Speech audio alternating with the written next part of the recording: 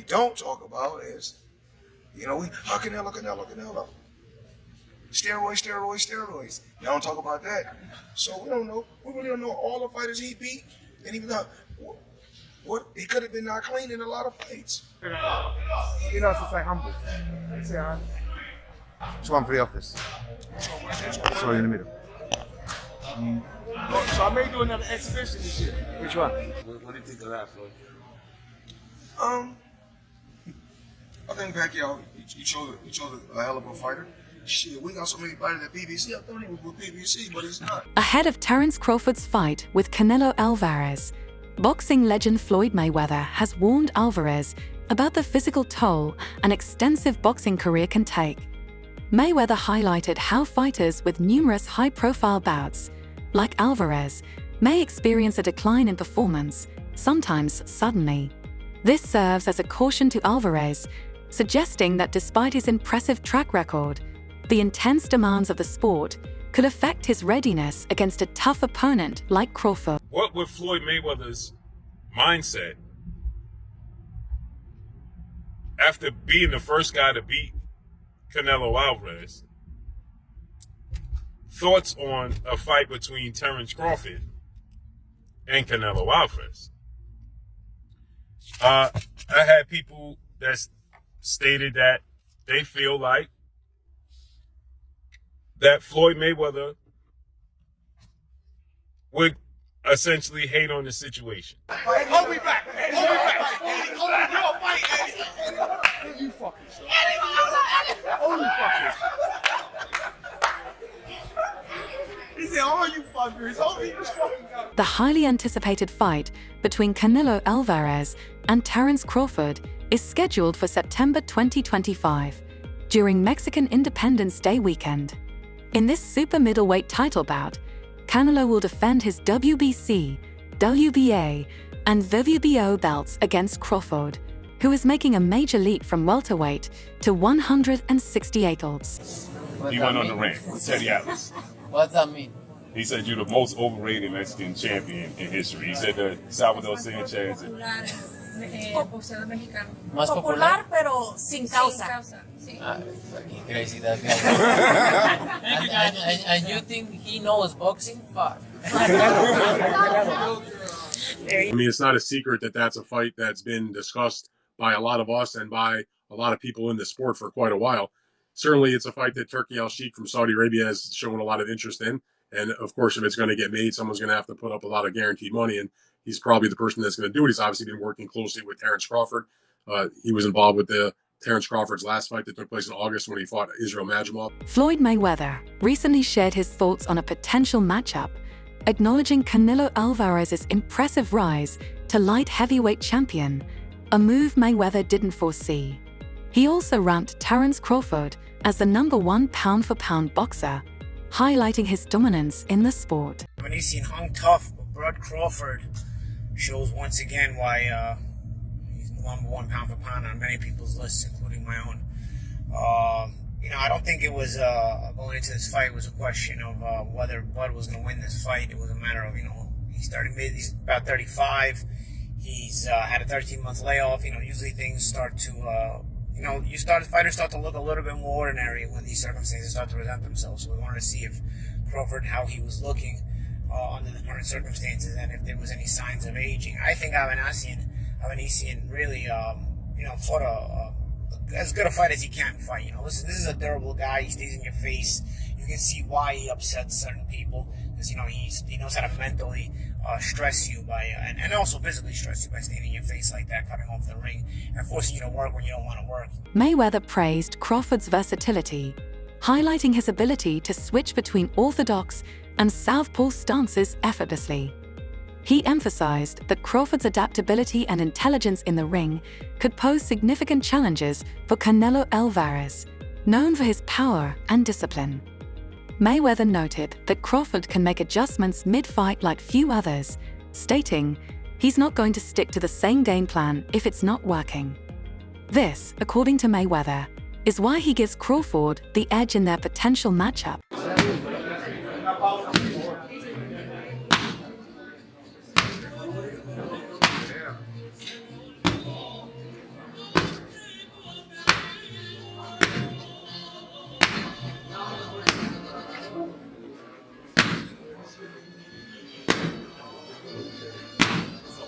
not official, but it may be a done deal. Terrence Crawford, Canelo Alvarez.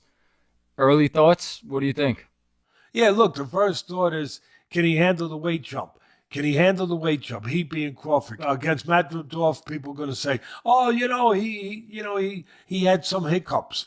Who don't have hiccups? When you eat something that's a little difficult to eat, and Matt Rudolph was a little difficult to eat. He's not easy to digest. He's a good fighter.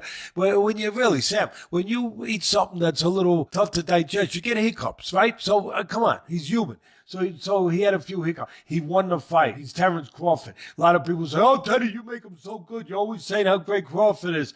But who's he beating? He unified the what was his first division? Lightweight. Then he unified the junior. Then he unified the junior welter. Then he unified the welter. I think I got the weight classes right. It doesn't matter. Canelo was 23 with 43 fights and 30 knockouts. And the world said he was inexperienced. I was 36 with 40-something fights. And to tell you the truth, Floyd Mayweather and Canelo Alvarez share a long history, dating back to their iconic fight on September 14, 2013, at the MGM Grand Garden Arena in Las Vegas. This bout remains one of the most talked about fights in boxing history. Es esta, fíjate. Pam, pam, pam, pam, pam, pam. Boom, boom, boom. Ah!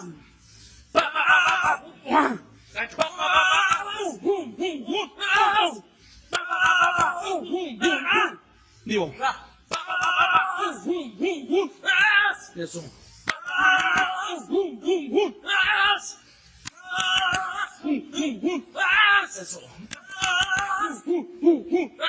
Eso.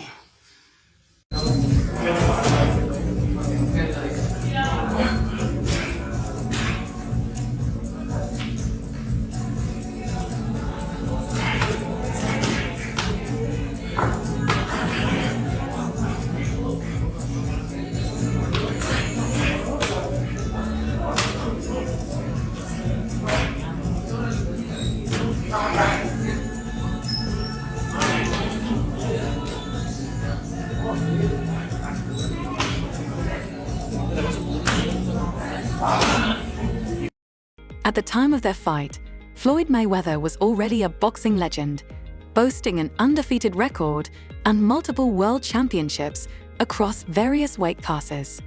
Canelo Alvarez, just 23 years old, was the WBC and WBA super welterweight champion and widely regarded as the future of boxing. Fought Canelo, and he's like standing right in front of Canelo, and Canelo's just whiffing. It was a life lesson. And then you look at how good Canelo's head movement got after that fight when he realized it. I mean, my God, when he fought Danny Jacobs, and Canelo's just standing right in front of him, bobbing and weaving. That's all what he learned from fighting Floyd. Listen, Canelo needs to understand he's a different fighter now. The deterioration is there. He's not the same guy. He's not that destroyer who's looking for knockouts early and keeps a pace and a pressure on you. He throws 30 punches around.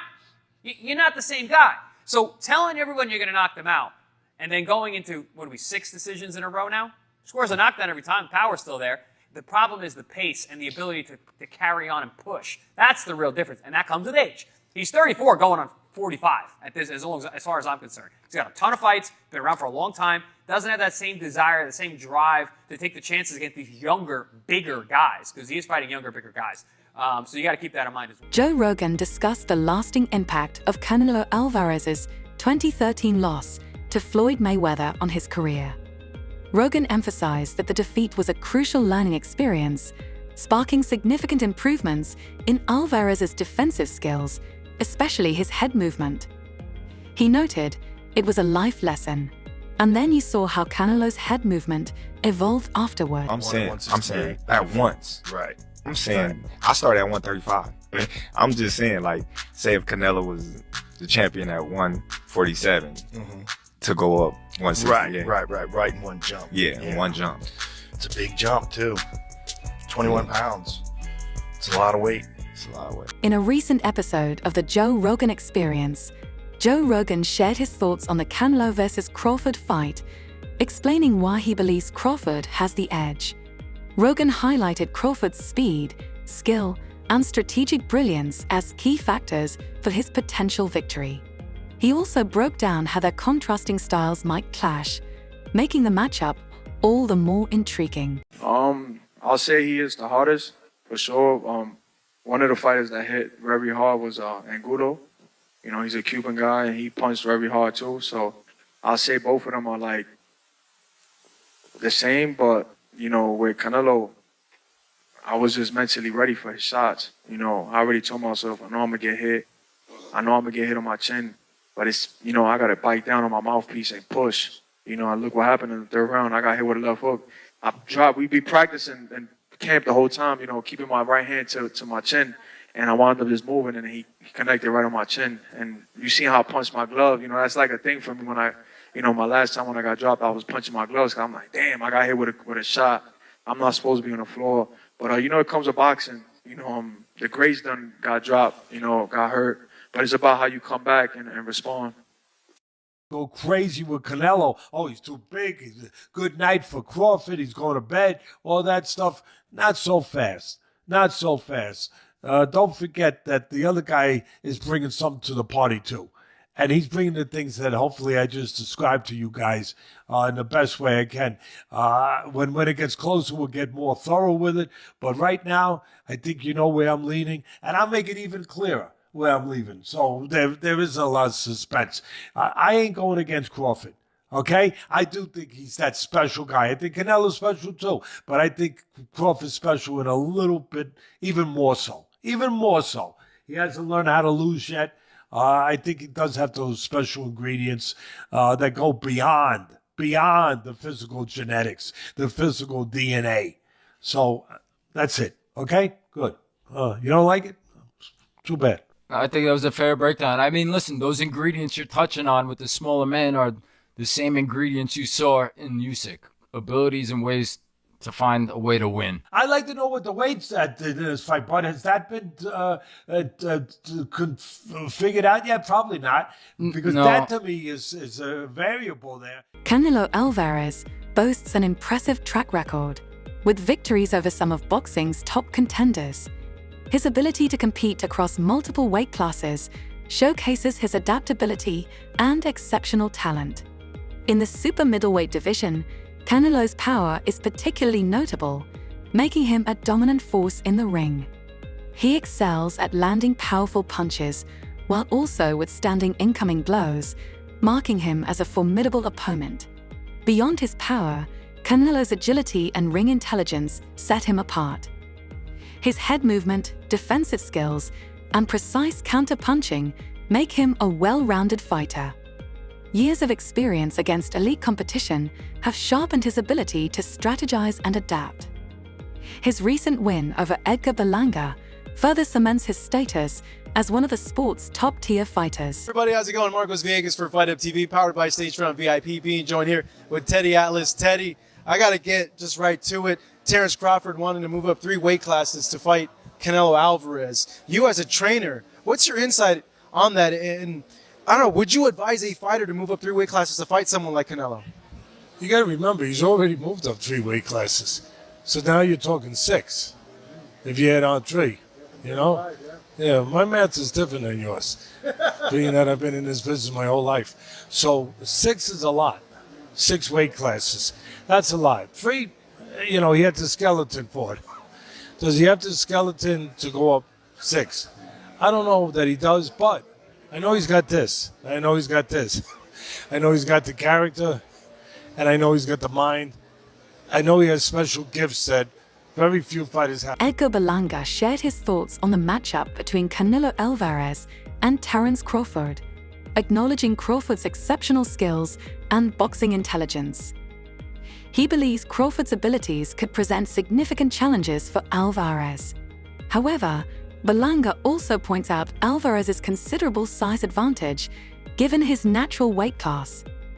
He describes the fight as a mismatch due to this disparity, emphasizing that while Crawford's skill set is formidable, the weight difference could ultimately be a decisive factor in Alvarez's favor. Just a few weeks ago, you heard what Terrence Bud Crawford had to say on why he wants to take on Saul Canelo Alvarez. I just want the opportunity, to fight the best fighter in my generation that's out there. He's the most accomplished fighter, and I would just like to, fight another great. Which is a very noble reason. I mean, it's a reason that I can get behind. If you notice, his primary reason isn't money. He did say it'd be the biggest fight, which, you do want a big fight, but I don't think he meant monetarily, which the money comes, okay? But what he's saying is he want to test himself versus the best. And I think he's telling the truth here, right? Of course you want big money and stuff like that, but I think his swan song is just him test himself up against the very best. Those are the reasons the war room can get money. Are you tired of people asking you about Terrence yet? No, look, I always say, I respect Terrence Crawford. He's a very talented fighter, but he just win one big fight. If you see his record, he just beat one good fighter like Errol Spence is. Yes. But other than that, I don't think he's beating other great fighter like Spence. He did a really good job with Spence. He did almost look very easy. But I knew Terrence Crawford is a great fighter. But you never know in boxing. We'll see. A major challenge for Crawford would be moving up 2 weight divisions to face Canelo. In his last fight, Crawford stepped up to 154 pounds, earning a decision win over Israel Madrimov. However, advancing to super middleweight would mean competing against much larger, stronger opponents. Now, Canelo hasn't ever said he wanted the fight, kind of downplayed it to a certain degree, but it wasn't that long ago. I don't know, maybe a couple of months ago, he was doing an appearance and he was asked about it and he didn't close the door on it. In the past, he sort of closed the door on it and was like, I'm not interested. He's like, listen, I'll talk to anybody and listen to what they have to say about the deal, any kind of deal. So in my mind, that sort of at least cracked open the door to have the conversation. Like he wasn't just saying, forget it, in terms of working with Turkey or anybody else. So I think that Canelo is a smart person in terms of his boxing, but also in terms of his business. And when he looks around at the landscape and he wants to make a huge amount of money, like all top fighters or any fighter for that matter, and he looks and sees who can I fight where I can make the biggest score, in a big time fight. And I would say to you that in terms of at least American boxing or in this side of the world, it's not like Tyson Fury and Joshua in the UK. Dan Rafael offered an in-depth analysis of the upcoming showdown, emphasizing its significance as one of boxing's most anticipated matchups. He highlighted that both fighters are elite pound-for-pound competitors. Rafael stressed the importance of the bout, describing it as a crucial test for Crawford to prove he can successfully move up to super middleweight and face a dominant champion like Canelo, showcasing his ability to compete at a higher weight. So you can't look forward past Saturday, but do you feel like a fight like Terrence Crawford? I see he wants to fight. He's made it clear. Do fights like that help your legacy, or do you feel like that's something that's not worth it to you? Everything in my career, every fight make my legacy different and better. No, Terrence Crawford is a great fighter. He's a good fighter, but like I say, he's a weight classes for a reason. I'm focused 100% on Berlanga, and then you never know what happened. Yeah, for sure. Just a few weeks ago, you heard what Terrence Bud Crawford had to say on why he wants to take on Saul Canelo Alvarez. I just want the opportunity, to fight the best fighter in my generation that's out there. He's the most accomplished fighter, and I would just like to, fight another great. Which is a very noble reason. I mean, it's a reason that I can get behind. If you notice, his primary reason isn't money. He did say it'd be the biggest fight, which, you do want a big fight, but I don't think he meant monetarily, which the money comes, okay? But what he's saying is he want to test himself versus the best. And I think he's telling the truth here, right? Of course you want big money and stuff like that, but just him test himself up against the very best. Those are the reasons the war room. Former world champion Demetrius Andrade believes Crawford is an exceptional fighter, but Canelo's size and experience in higher weight classes give him the edge. Andrade predicts Crawford may struggle with Canelo's power and agility. I can't really say nothing about that. If that's what he wants to do, then that's what he's going to do. Canelo is a man that he does anything he wants to do. I don't think really what people say affects him. But I feel like the people, they want to see David Benavidez versus Canelo Alvarez. It's the biggest fight to make happen, and I feel like I'm the biggest threat to him. David Benavidez asserts that Crawford would need to move up 2 weight classes to challenge Canelo, emphasizing the importance of respecting weight divisions. While acknowledging Crawford's exceptional skills, Benavidez gives Canelo the advantage, noting the challenges of stepping up in weight. Mayday. I'm the face of boxing. Crawford wanted a payday, but Crawford didn't do good at 54. When I talk to people, they all tell me you would have knocked him out at 68. Well, he knows now. He experimented. It's 154, and he knows. Maybe he do in 168 for a big check. But last thing, Canelo, you just donated $70 million to build. You donated $70 million to build a center for kids with special needs in Mexico. Tell me about it. Why do you do that? I always try to help people. Why? And I don't like to respond this kind of thing because I don't like to put myself like I help. I help from the bottom of my heart. It was very nice.